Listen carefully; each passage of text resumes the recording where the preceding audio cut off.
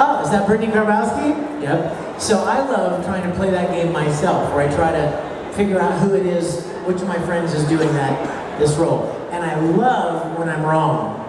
It's especially fun when I hear something and I think it's somebody and it turns out to be somebody else. Or it turns out to be somebody that I know and I had no idea it was them, you know?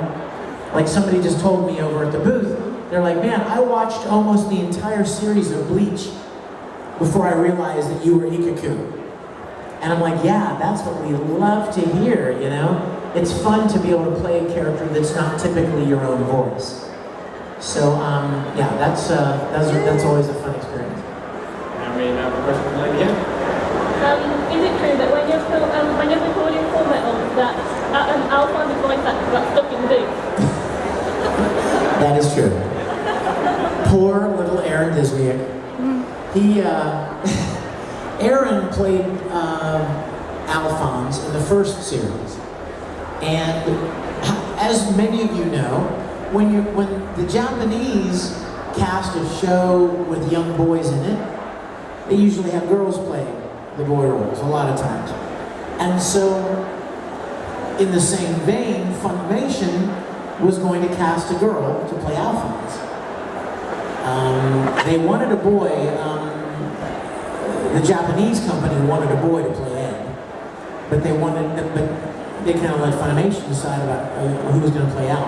So they auditioned a lot of girls that you know, Monica Rial and Caitlin Glass, and a large number of girls auditioned to play Alphonse.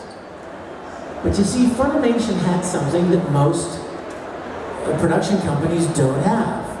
They had a 12-year-old little boy who had played some characters in Fruits Basket and a couple of other shows, and he was a really great little actor.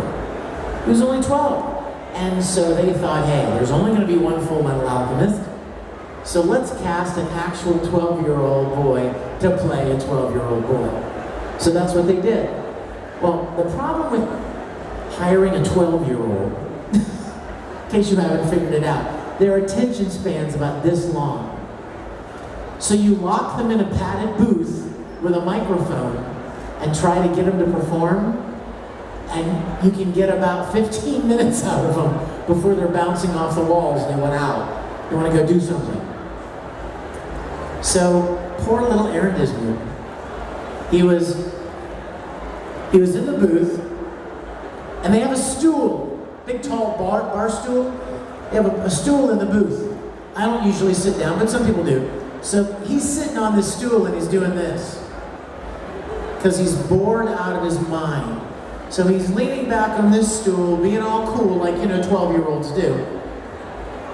And the microphone's here, and whenever he was supposed to record a line, he would hear the boop, boop, boop, and he would go, brother.